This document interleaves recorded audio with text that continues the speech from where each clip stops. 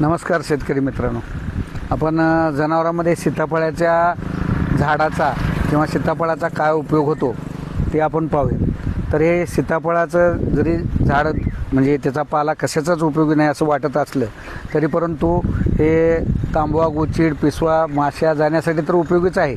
पण हा पाला जर जखमामध्ये कीड बसली असेल तर ह्याच्या पाल्याचा रस काढून जखमामध्ये आपण जर भरलं, ते रस जर मध्ये ओतला तर त्याच्या कीड सगळी मरून जाते. तसंच ह्यावर सीताफळ लागलेलं आहे त्याला, तर त्या सीताफळाच्या बिया जर घरामध्ये चेचून पावडर करून ठेवलेलं असेल आणि जखमात कीड पडली असेल, त्या जखमात भरल्यानंतर सगळी कीड मरते. तसंच त्या बियाचा म्हणजे जर चूर्ण करून तांबवा गोचिडवर लावलं तर ते फार उपयोगी आहे. पण डोळ्याच्या जवळ सीताफळाचं बियाचं पावडर लावायचं नाही, हे आपण लक्षात घ्या.